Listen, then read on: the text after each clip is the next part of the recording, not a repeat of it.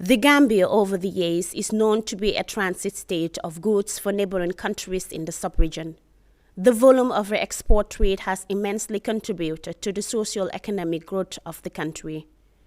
This has increased businesses between the Gambia and Senegal and beyond.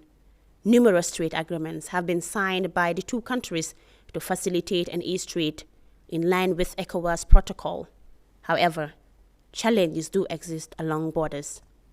The Minister of Trade, Joof, ended his provincial tour with a visit to 6 major border posts across the country, including Farafenni, Amdalai, Juboro, Nyamanar, and Sarengany border posts, aimed, among other things, to engage traders and officials on the difficulties faced in cross-border trade. Immigration Officer Bakari Toure gave a brief discussion of procedures on border entry and also measures in place to those found culpable for illegal activities. With this current management, we have installed this MIRAS system at most of the borders. And this is a system that can detect forged documents.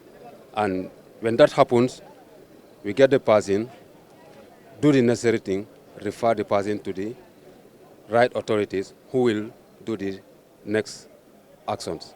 The Director of Regional Integration, Daitabara Toure, explained how the sub-region body is committed to achieving the objective of free movement of goods between countries. Countries sign protocols, conventions, and they have to adhere to these protocols and conventions. And when you don't adhere to it, there tend to be a lot of challenges, issues in facilitating trade. So there is a need for countries to adhere to these protocols. To complement the efforts of the Gambia government in implementing these protocols, in the Ministry of Trade, we have identified tools to promote intra-regional trade, such as the ETLS, the CET, the ISRT. These tools help in promoting regional integration. The Gambia is a signatory to conventions of the World Trade Organization, African Union, ECOWAS, among others, to facilitate trade in a mutually beneficial cooperation.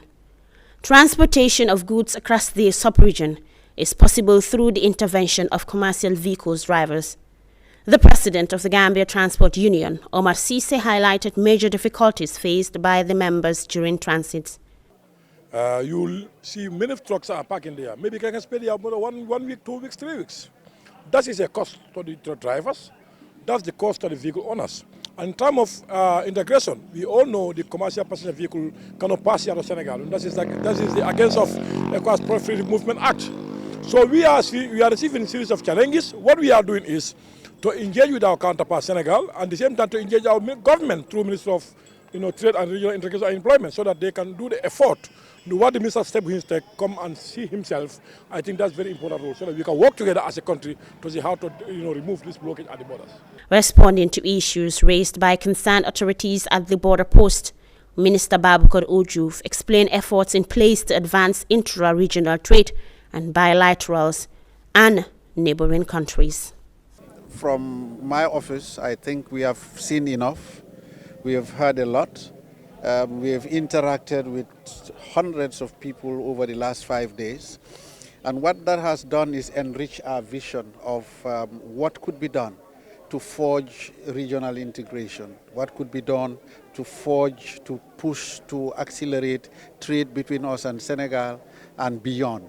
Because when we talk about trade across the border, we are not only targeting Senegal, we are targeting the countries in the sub-region. Both with our transit trade, our re-export trade, but we want to also see exports picking up and being boosted. The way imports are being done, exports need to be accelerated to reduce the trade deficit that has been on the negative for the longest. And because this is one government, it's one government with one focus, one direction. We know the Ministry of Trade, Industry, Regional Integration and Employment cannot handle some of the challenges. They are not even within our mandate, not within our purview. But we are going back to engage, and that's why I keep saying we are going back to government. We'll have to come up with a paper after the report is published, and in that paper to cabinet we will make some recommendations. And during the development of that paper, naturally, we will consult with those sister ministries to agree with them to ensure that our line of action, our line of engagement is, commensurate with their ministries' directions, so that as a country, as a government, we drive in the same direction. The minister has urged people to abide by laws regulating cross-border services for improved economic growth. The tour continues in the Greater Banjul area. Reporting for JRTS News, I am Dada Cham.